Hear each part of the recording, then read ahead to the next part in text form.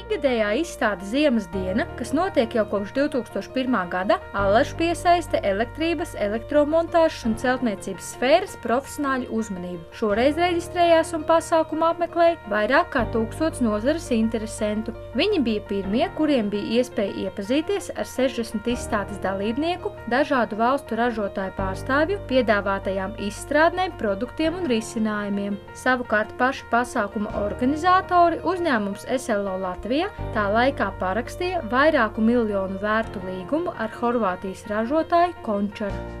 Recently we signed a very important contract for distribution transformers and we are proud of that.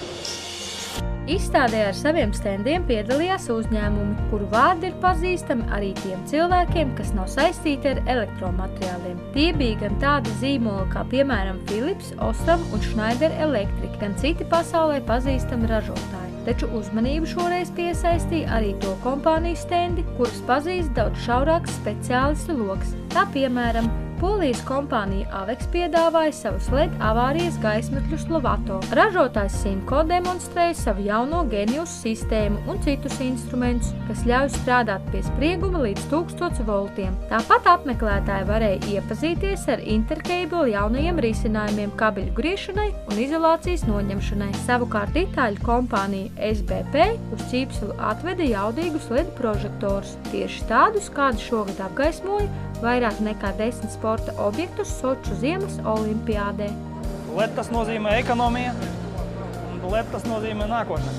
Kaut arī Ziemas diena ir profesionāļu izstāde, tajā netrūka risinājumu arī mājsaimniecībām. Piemēram, zibens novadīšanas sistēmas tika piedāvātas no veselu 2 Eiropas ražotāju piedāvātā klāsta – vācu Propster un spāņu Ingesco. Šo ražotāju produkciju pasargā ne tikai no tieša zibens spēriena, bet arī no tā negatīvās ietekmes uz apkārtējo māju un dzīvokļu elektriskajām ierīcēm.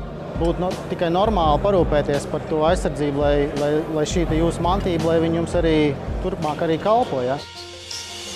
Visai iespaidīgs SLO Latvija organizētās izstādes Ziemas diena 2014 noslēguma akords bija Sijā saules kolektors uzstādīto termosolāru saules kolektoru ledus izturības tests. Uz jumta uzstādāmie kolektori, kuriem jāiztur jebkādas Baltijas klimata svārstības, izstādē tika daudzīti ar ledus gabaliem, bet daži izstādes apmeklētāji pat mēģināja personīgi uzbrukt planījumu un pēc skata trauslajiem saules kolektoriem.